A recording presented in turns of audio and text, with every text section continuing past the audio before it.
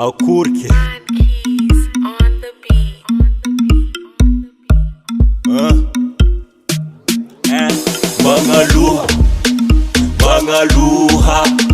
Mangaluha tsy mimpody afara Mangaluha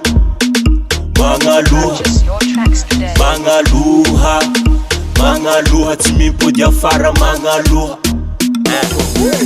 Nafanoro lahy anao, nafanoro vavy anao Nafantatra kara verok, na tegna mafoaka anao Tsy masaka gn'adiana roso, zay tsy mataho tompagnarposo Omby lavanga, fa tsy azo body zay mavita mivanga Tsy veta na tromba ny teta, ny ety hamprivo, tsy ketsy ho feta Wale mamana, ambarawa mamana Izy ko tsy azo nezingeny, angahone miadana Zay tompiny doany, minamagna aminena, anjelina se toany Mangaluha tsy mimpody afara Mangaluha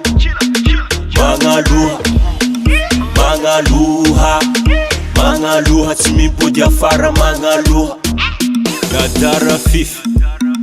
na vazimba Na maro hisa na vitsivitsy zay tianimba Nadara fify oza, na vazimba Na maro hisa na vitsivitsy zay tianimba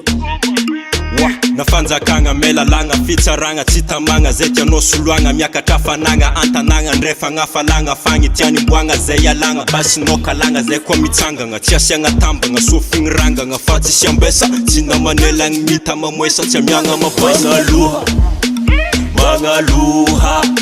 Mangaluha tsy mimpody afara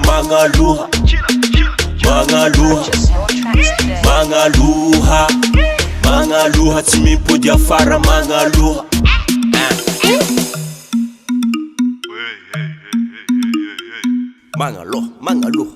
Mangaluha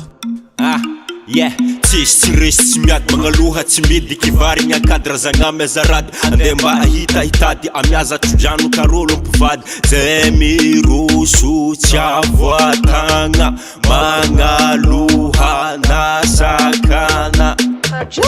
Mangaluha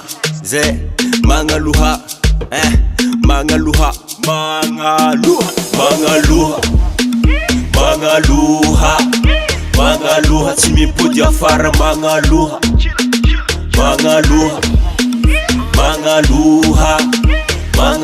tsy mimpody afara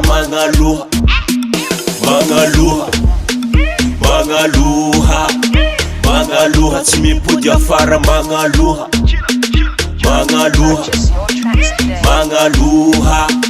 Mangaluha tsy mimpody afara Mangaluha